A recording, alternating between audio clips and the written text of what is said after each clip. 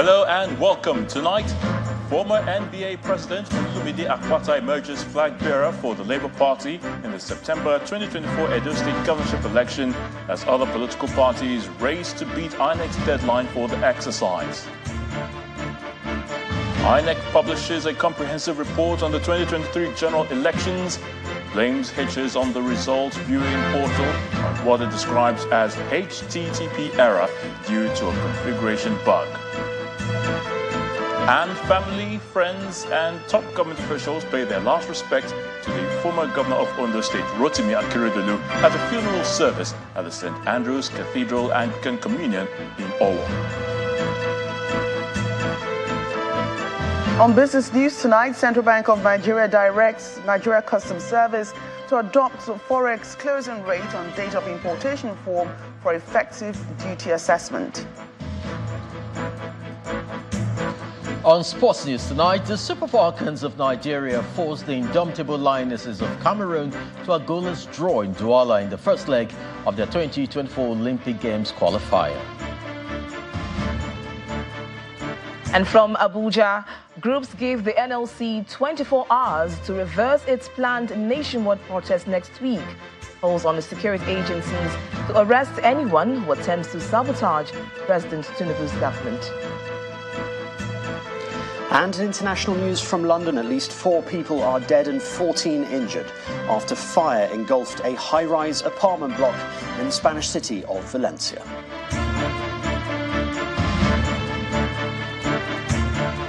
The coast is now clear for the former president of the Nigerian Bar Association, Olumide Akpata, in his quest to take charge of the seat of power in Edo State. This follows his declaration as the winner of the Labour Party governorship primary in the state today. Mr. Akpata polled 316 votes to beat other aspirants in the election held in Benin City, the Edo State capital. The deputy governor of Abia State, Ikechukwu, who was the returning officer for the election, announced the result of the primary.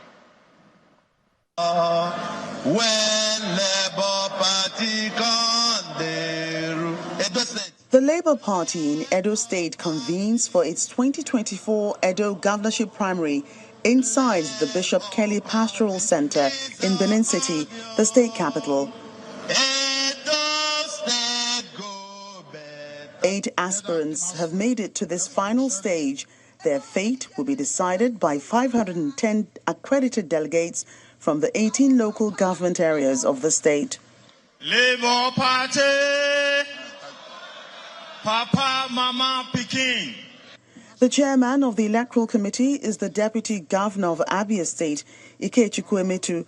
He says Edo State Labour Party could follow in the footsteps of Abia State by producing the next governor. I will want to use this very opportunity to advise everyone here that this is a primaries. It's a very serious business we are doing here today. This is an opportunity for us to elect a credible leader that will fly the flag of the party to greater heights. His welcome address ends in a formal declaration to kickstart the day's business as the delegates commence voting. No, sir. Ovia Southwest. Ovia Southwest. Ovia Southwest. A premature jubilation interrupts the process, but in the end, there's only one winner in the contest. Mr. Olumide Osiagbovo Akpata, having scored the highest number of votes and certified the provisions of the constitution of the party, is hereby declared the winner and the gubernatorial candidate of the Labour Party for the Edo State governorship election 2024.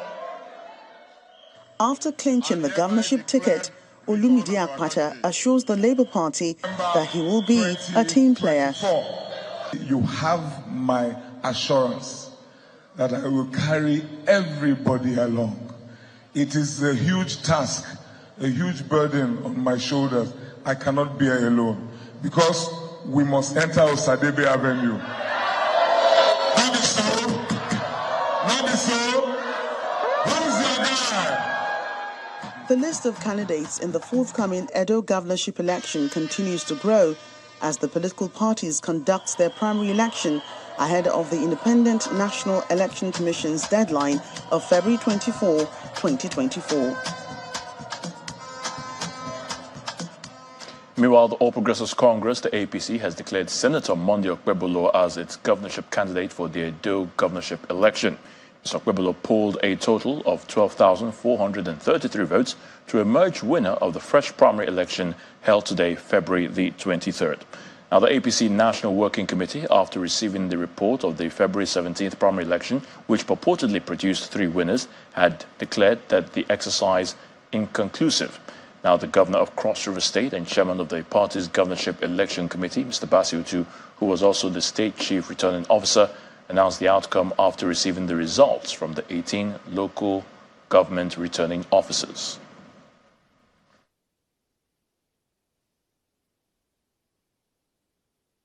Staying with Edo politics, a Nollywood veteran actor and director Paul Obazele has emerged as the candidate of the African Democratic Congress ADC ahead of the Edo State governorship election. The primary election, which held at the Uselu axis of Benin City, had party faithful in attendance and an agreement with the choice of Mr. Obazele as their flag bearer. INEC officials from the INEC or from the national headquarters were around to observe the conduct of the exercise.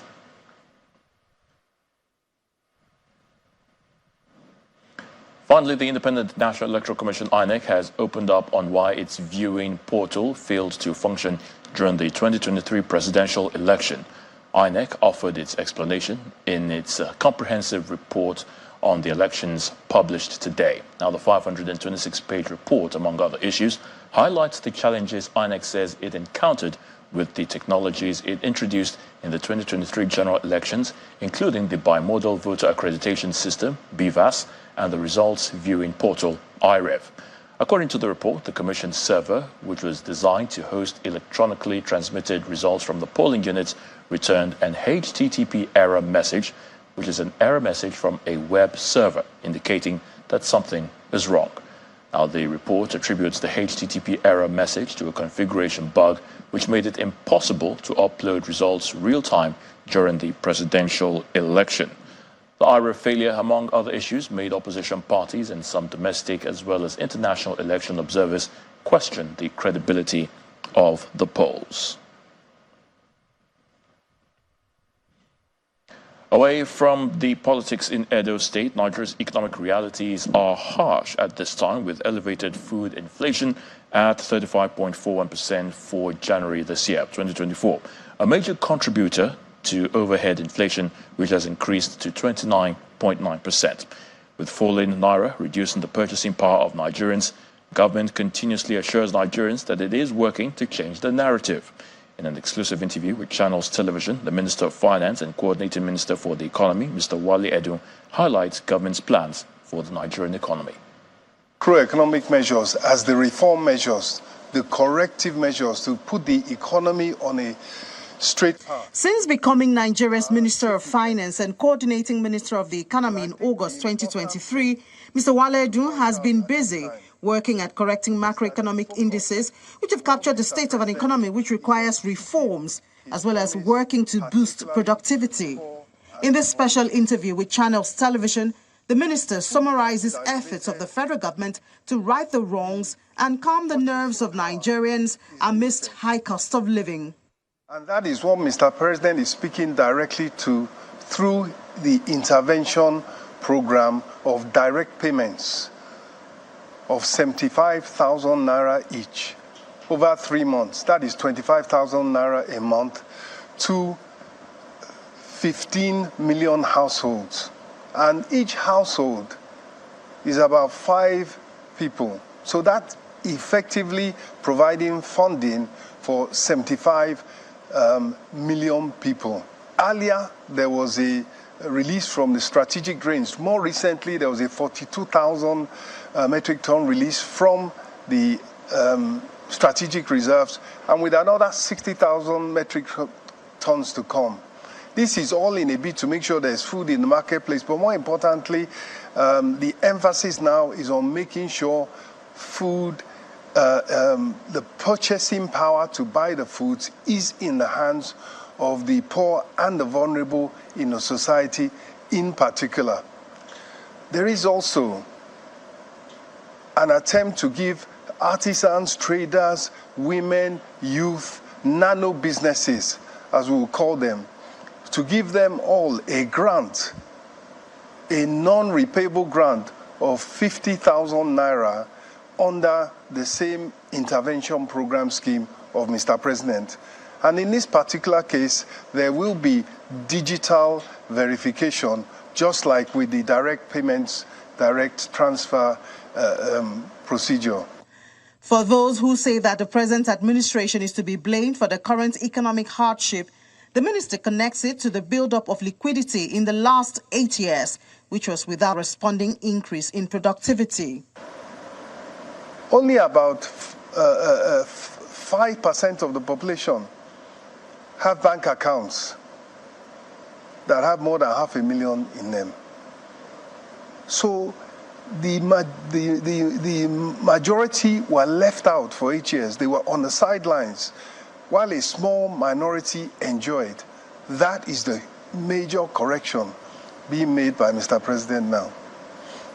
That is the major macroeconomic reform that has been put in place. So therefore, government revenue that was outside the federal government's consolidated revenue fund, that was outside the purse, has been diligently identified, and it is being collected back, being taken from the various pockets it was in, and being brought into the federal system.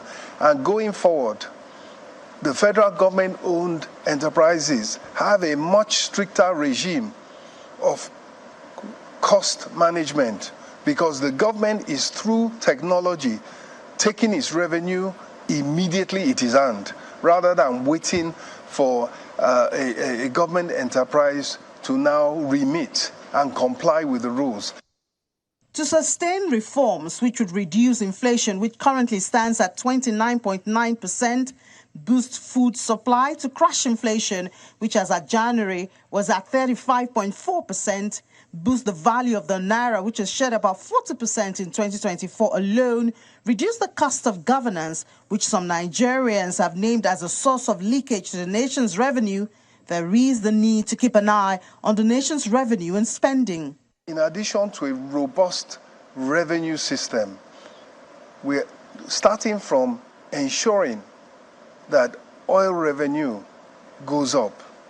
Production and sales have gone up from 1.25 million barrels a day when the president assumed office to around 1.65 today, and the intent is to ensure that oil sales remain at that level. Oil production and sales remain at that elevated level, and indeed are increased, because it's still below the OPEC quota. On the non-oil revenue side, that is the taxation.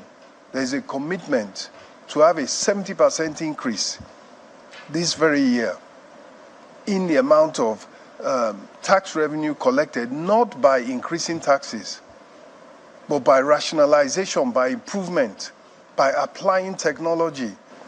The ways and means needs to be brought down by specific actions, and those are being taken in the financial markets. Funds are being garnered, revenue is being raised with a particular intent to pay down the ways and means and have the government's accounts in balance. The government's day-to-day accounts, where it spends from and takes in revenue, to have that imbalance. That's a commitment of the administration, and the strategy and the path to achieving that in the nearest future has been well laid out. Mr. Edu promises a closer collaboration between the monetary arm led by the Central Bank of Nigeria and the fiscal side signaled by the current increase in yields on securities offered in the fixed income market to attract even more foreign investors. John Mekwa, Channels Television News. In part two, after the break, former governor of Kwara State gets bail in the sum of 50 million naira following his arraignment today in Ilorin, Kwara State. Please stay with us.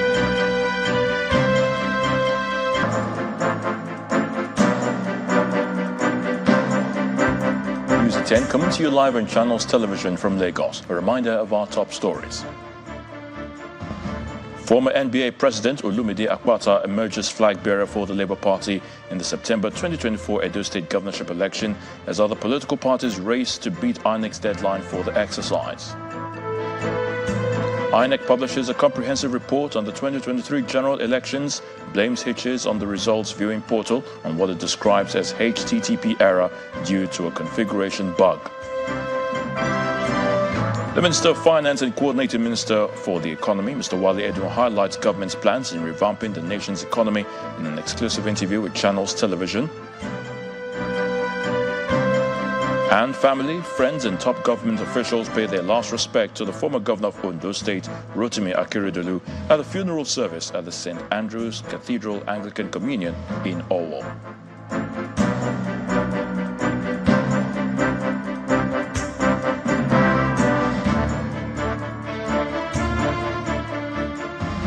Families, friends and associates have bid final farewell to the former Ondo State Governor Rotimi Akeredolu.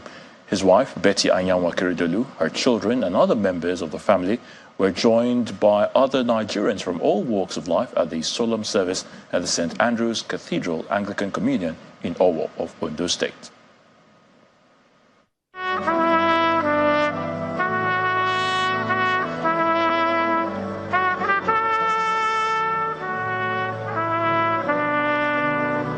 It's a roll call of who's who in the ancient city of Owo in Ondo State, with dignitaries who've come to pay their last respects to the immediate past governor of Ondo State, Rotimi Akeredolu.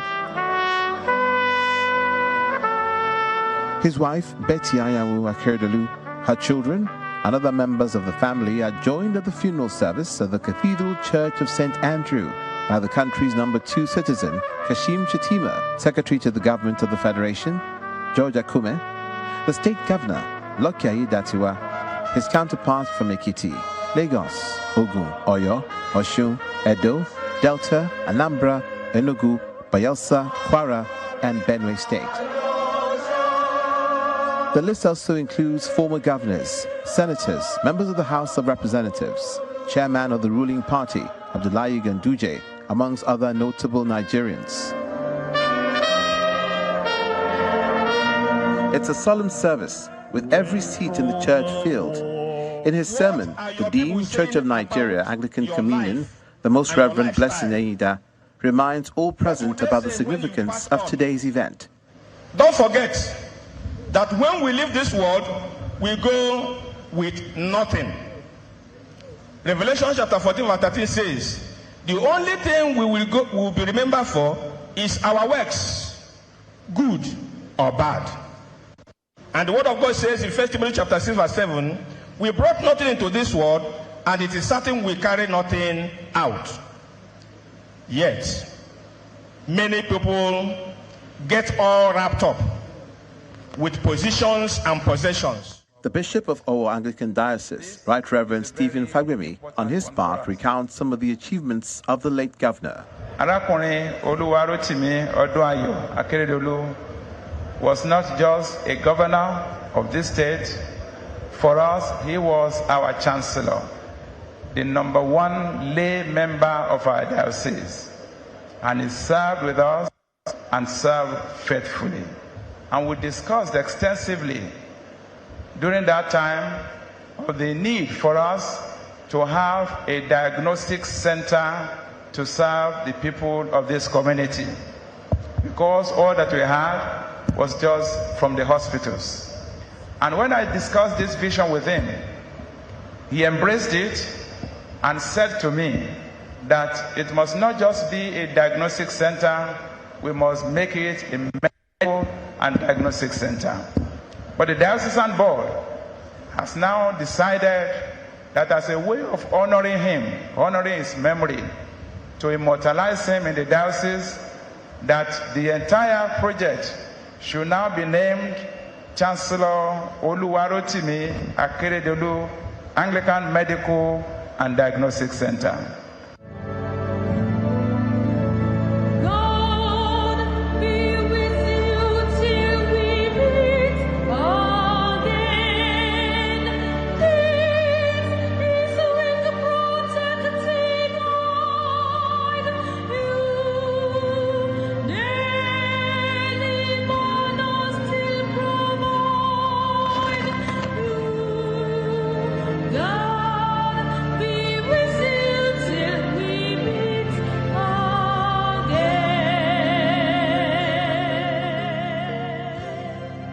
When the state governor, Lucky Aiyedatiwa, mounted the podium, he acknowledged the support and solidarity that the state has received since the passing of the former governor. He then goes on to extol the virtues of his predecessor. It means a lot to different people. That is why he has been described in different words by different people that have spoken at one time or the other about him. The one thing is very constant: a courageous leader, a fighter, a warrior, with integrity. How can we forget him so soon? The Vice President, in his speech, pays glowing tribute to the memory of the late governor. A man who in the theater of life stood as a peerless soldier for his people. A man who was unflinching in his dedication to their well-being.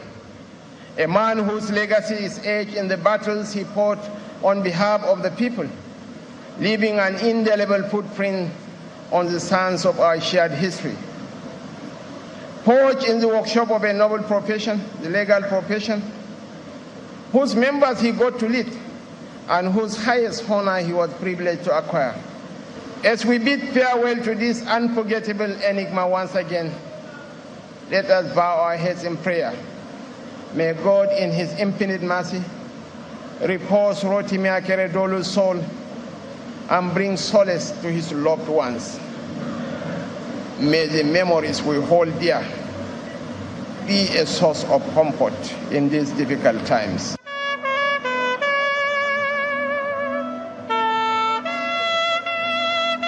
The late Rotimi Akeredolu, a lawyer, senior advocate of Nigeria, former president of the Nigerian Bar Association, governed Ondo State between 2017 and 2023, before succumbing to the cold hands of death in a German hospital on the 27th of December 2023. He would also be remembered for his role in setting up a security outfit for the Southwest region, popularly known as Amotekun.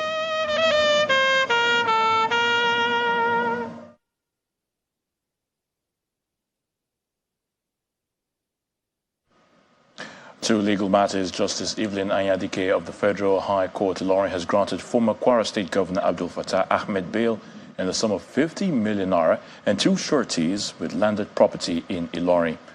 He, however, pleaded not guilty to all the charges. Now, Mr. Ahmed, who was arraigned today by the Economic and Financial Crimes Commission, the EFCC, on 12 counts bordering on misappropriation of state funds running into 10 billion naira, is also to deposit his traveling documents with the court. He had been in the custody of the EFCC since Monday. The journalists were initially barred from covering the court proceedings today, but eventually only 2 were allowed into the courtroom after much pressure. Let's head to the nation's capital now, where Victoria Lonjon is standing by to give us the very latest from Abuja studio. Hello, Victoria.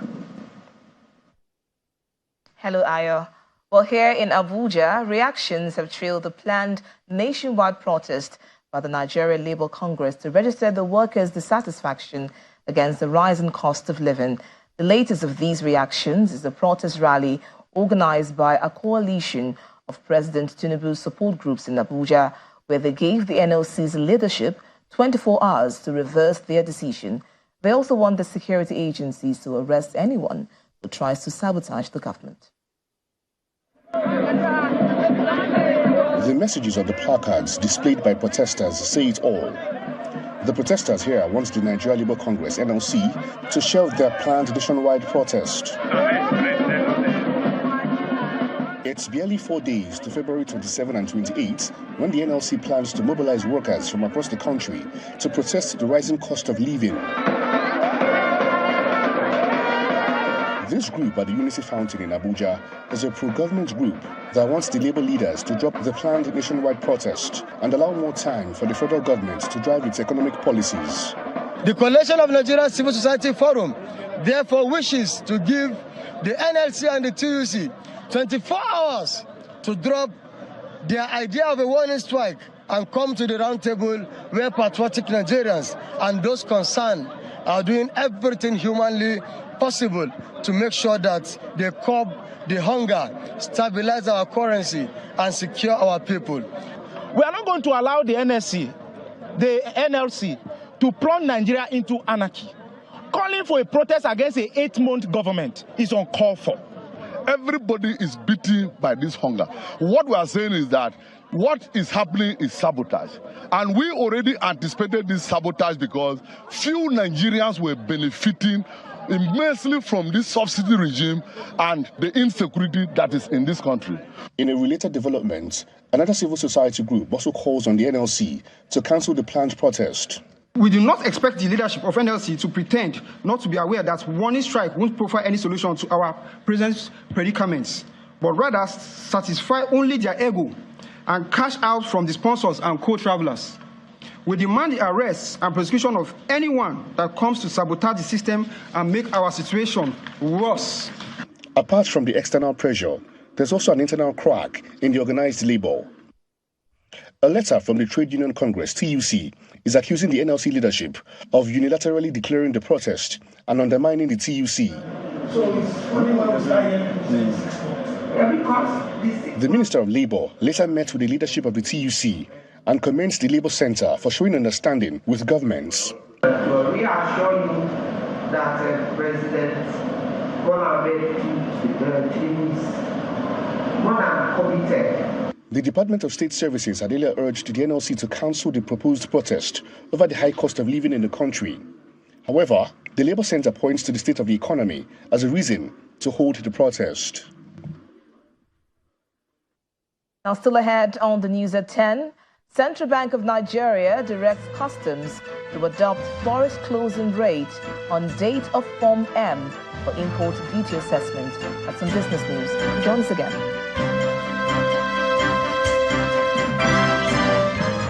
Welcome back to the news at 10. Company news now. Real estate and financing experts have identified urbanization and the growing middle class in Nigeria as indices that present opportunities for developers and untapped potential for domestic and foreign investors to inject capital into the real estate market. Now, this formed the crux of the deliberations at the second edition of the annual WEMABOD 2024 Real Estate Outlook in Lagos. Speakers and participants also ruled out some of the strategies they believe can help industry players navigate the real estate market. Bankers, investors, real estate, top executives. For the second consecutive year, WEMABOD, a leading real estate and property development company, pulls together experts in the real estate sector to evaluate the impact of the microeconomy on the industry. For this 2024 edition, for WEMABOD, the discourse is important considering economic disruptions and volatility. The real estate market has struggled due to shortage of investment capital. By implementing sound fiscal and monetary policies and creating a favorable investment climate, we can still attract investors and drive growth.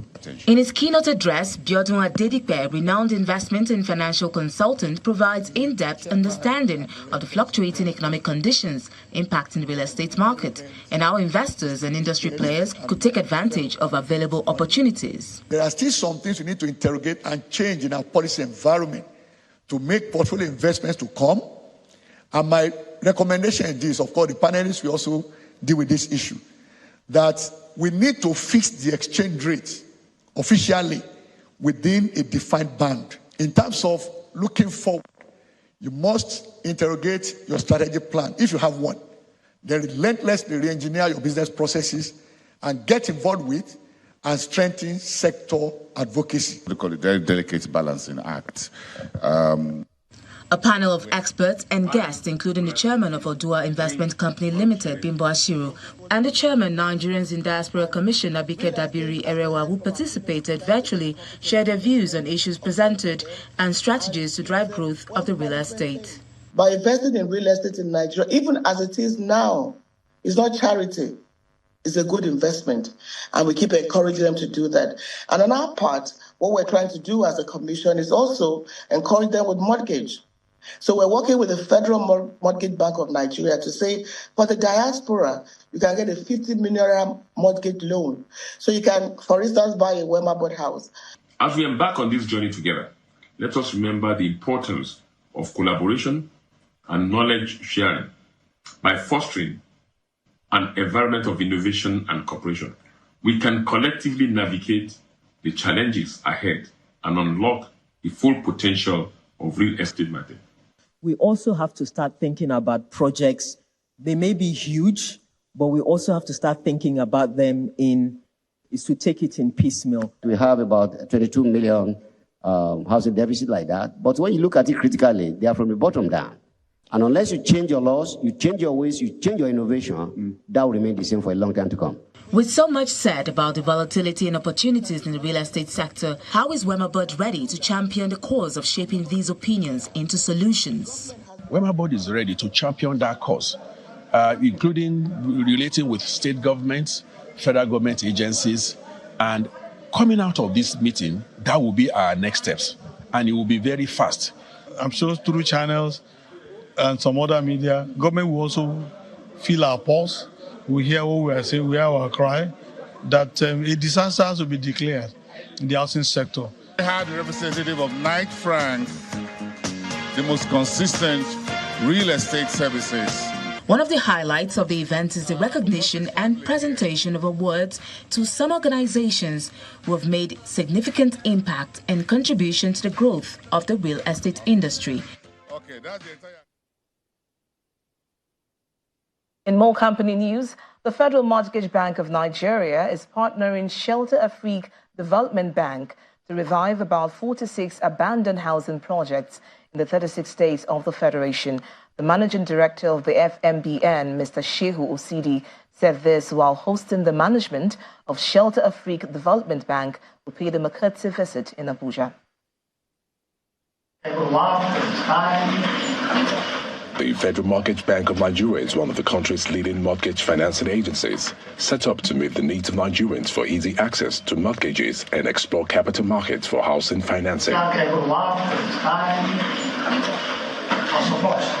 This meeting here today by the management of the Federal Mortgage Bank of Nigeria and Shelter Afrique is to review areas of underperformance, strengthen collaborations, and financing of projects and completion. African Union for Housing Finance, exactly. The new MD of Federal Mortgage Bank, Mr. Shehu Osidi, gives insights into the possible areas of partnerships and financing. 2 weeks ago, we had the groundbreaking for 3,112 housing units here in Abuja. And so FMBN is the one providing the offtake guarantee for those projects. So we will be happy to engage with you on how we think we can scale up those kind of opportunities through your construction finance and then our provision of offtake guarantee. We also have abandoned estates spread all across the country in different locations. One of the main reasons is that we had entered into partnerships with state governments where they undertook to provide infrastructure while FMBN was to provide construction finance for those houses. While in most of those cases, the bank was able to deliver on the houses, the state governments are engaged in providing infrastructure. The managing director of the Continental Bank, Mr. Themo Habib Han, says the institution is ready to collaborate with FMBN to really address the housing gap in Nigeria. We are really positioned to collaborate with FMBN and other institutions across Nigeria, right, to really address the housing gap, because the challenges are there, the opportunities are there, and as a development finance institution, Shelter Afrique Development Bank is very well positioned to really collaborate with the government of Nigeria Nigeria. This partnership aims to provide access to construction funding for housing projects across the country, offering opportunities for participation in the initiative. Under the renewed Hope Cities and Estate program, FMBN is extending its off-takers guarantee to facilitate the delivery of 100,000 units nationwide. And that's it from Abuja. It's now back to you, Ayo, for the rest of the news at 10. Many thanks, Victoria. To education matters, Trinity University has held its first convocation at the institution's campus located in Yaba, Lagos. The combined convocation for the 2021-2022 and 2022-2023 sessions witnessed the graduation of 72 students from various academic programs in the university with degrees and various prizes. It's a roll call of important personalities, including the Chancellor of the University and an industrialist, Dr. Samuel Adedoyin, former Chairman of First Bank of Nigeria, Dr. Ibukun Awoshika, and wife of former Governor of Oyo, Mrs. Florence Ajimobi, amongst others. For the Chancellor, Dr. Adedoyin, Trinity University serves as a beacon of higher education in Nigeria for the promotion of academic excellence and ethical values. Trinity University emerged as beacon of higher education, guided by vision to foster academic excellence, instill ethical values, and prepare students to be compassionate and responsible global citizens. In his address, the Pro-Chancellor and Chairman Board of Council of the institution, Pastor Samuel Olatunji, says Trinity University was established to make a difference in education in Nigeria. There is no way we can afford to be just another university. We set out to make a difference in education, and by the grace of God, we will make a difference in Trinity University. The combined convocation ceremony has 72 graduating students receiving various academic degrees and honors. The Vice-Chancellor of the University, Professor Clement Kolawole, congratulates them, admonishing them to be focused in their future endeavors. For the students who had worked diligently over the last 4 years or so, burning the midnight candles, comporting themselves well, and making themselves ready to be tutored, guided, and mentored to be qualified to stand here today. The best graduating student, Adewumi Oyidamola, is upbeat that she and her colleagues have been equipped to face the future. I want to express my deepest gratitude to our dedicated faculty, most especially Dr. Modupe Adetunji, Dr. Ransiola, Mrs. Tosin Fagbemi, Mr. Kushimo, Ms. Angela, and all the visiting lecturers we've had over the years. It's also an opportunity to honor some personalities with honorary doctorate degrees, which were conferred on Mrs. Ajimobi and founder of System Spec, Mr. Tanimola Obaro.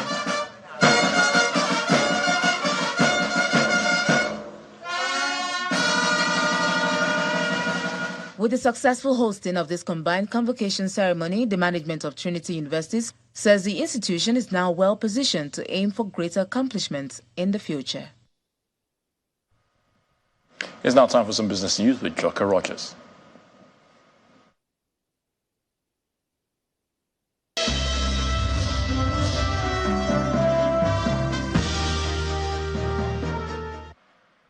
Welcome to Business News. In a bid to address the challenges posed by the volatility in the foreign exchange market, the Central Bank of Nigeria has directed the Nigeria Customs Service to adopt the forex closing rate on the date of importation form, otherwise known as the Form M for import duty assessment. This means that importers are now able to clear their goods using the closing forex rate on the date the importation document possesses, which is the Form M, which submitted as this rate will remain valid until importation is terminated and the goods are cleared. The Apex Bank says this would allow the Customs Service to plan effectively and reduce the uncertainties around fluctuating daily exchange rates in determining levies collected. It also adds that this would put an end to the abnormal increases in the final sale prices of goods and services in the country. And the National Bureau of Statistics says the number of active voice subscribers in the country increased to 224.71 million in the fourth quarter of 2023. According to the NBS, the figure is higher than the 221.7 million subscribers recorded in the third quarter and 222.57 million posted in the same period in 2022. Also, the report shows that a total of 163.8 million active internet subscribers recorded in the last quarter of 2023 compared to the 154.8 million reported in the fourth quarter of 2022. Analyzing by states, the Bureau says Lagos had the highest number of active voice subscribers in quarter 4 2023 with 26.7 million, followed by Ogun and Kano. Bayelsa recorded the least number of voice subscribers, followed by Zamfara and Gombe states. Let's take a look at today's trading figures at the local stock market. Will Ibong has the figures.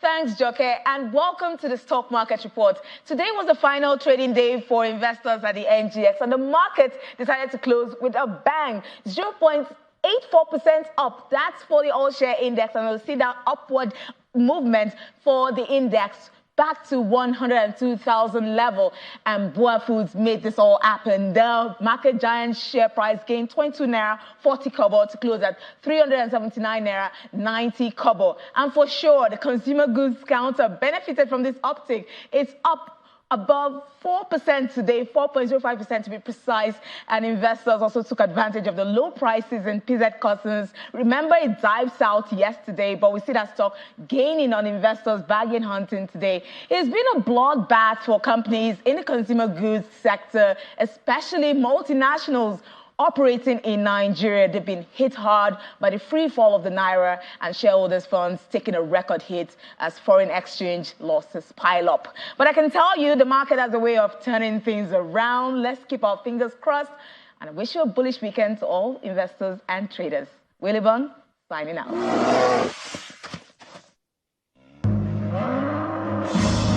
That's business news tonight. Back to you, Ayotunde.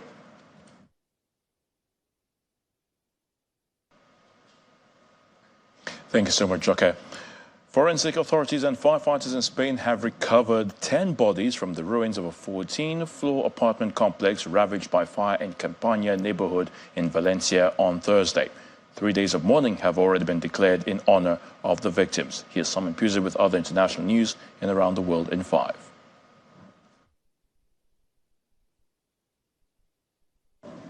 Good evening and welcome to the channel's studios here in London with your international news around the world in 5. Firefighters were seen rescuing people from balconies using cranes to reach those trapped on high floors. The city's mayor says there are between 9 and 15 people who have not yet been located. There are fears that highly flammable cladding on the building's facade may have helped the fire spread. This local media agency showing how quickly the fire took hold. The blaze spread to an adjoining building as high winds fanned the flames. Some 450 people are believed to live in the apartment block. An American company has made history by becoming the first commercial outfit to put a spacecraft on the moon.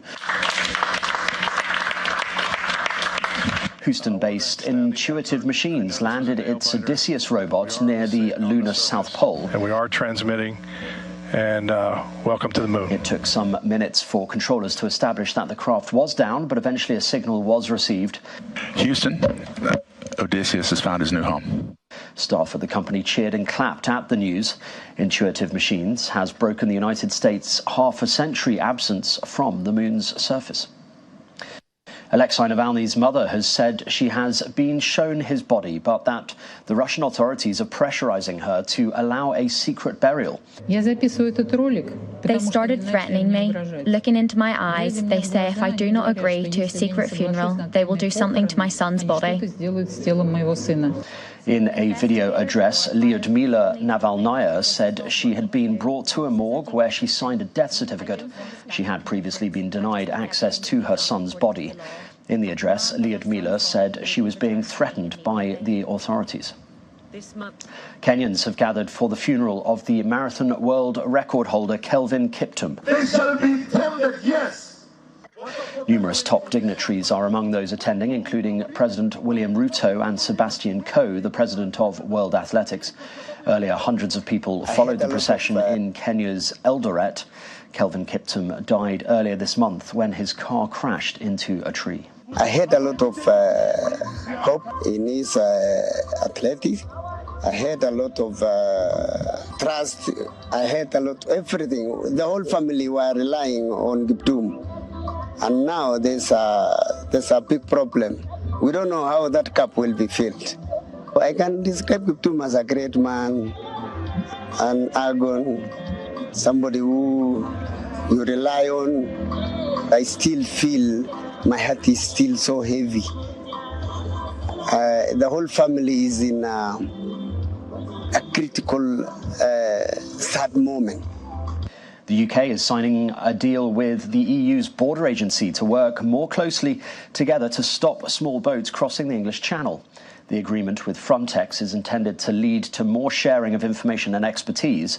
It is the latest in a series of measures aimed at improving cooperation in tackling illegal migration. Last year, nearly 30,000 migrants crossed the Channel to the UK from France, down a third on 2022. At least 9 people were injured when dozens of cars crashed into each other on an icy highway in China. Chinese state media said more than 100 cars were involved in the incident, which happened on an expressway in the eastern part of Suzhou. Parts of China have faced extreme weather conditions over the past few weeks, with blizzards affecting transport around the Lunar New Year holiday celebrations. And scientists have revealed a new, remarkably complete fossil, a 16-foot-long aquatic reptile from the Triassic period.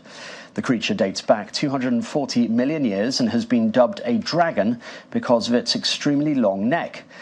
It is called Dinocephalosaurus orientalis, a species that was originally identified back in 2003. This spectacular new fossil has allowed scientists to see the full anatomy of this bizarre prehistoric beast. And that's your international news around the world in 5. Now back to the channel's studios in Lagos.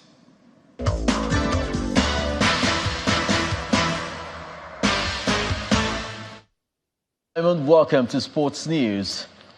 The Libya senior men's basketball team beat Nigeria's D Tigers 89-82 in overtime in their opening game at the 2025 FIBA AfroBasket qualifier played this evening. The game ended 75-75 at the end of the fourth quarters and have to head to overtime to determine the winner. Nigeria's Mike Nuga finished top performer with 31 points, 8 rebounds and 5 assists.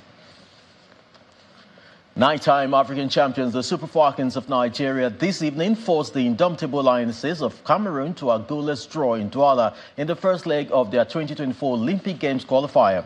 Super Falcons substitute Jennifer Echigene thought she had put the ball in the net in the 54th minute of the first half, but the match official ruled it out for an offside. Both teams will meet again on Monday in the return leg at the MKO Abiola Stadium in Abuja.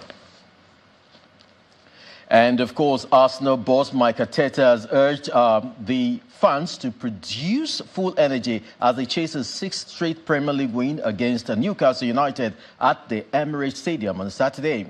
The third-place Arsenal, 5 points behind leaders Liverpool with a game in hand, have scored 21 goals in their 5 league games so far in 2024, conceding just 2. That's it on Sports News. It's back to you, Ayo.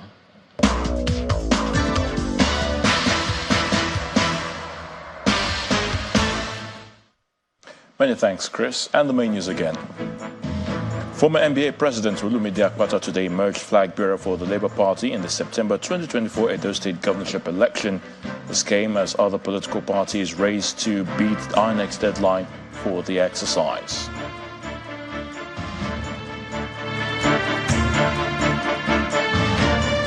And that's the news at 10 tonight. Thank you for watching. I'm Ayo Tunde Balogun. Do have a great weekend.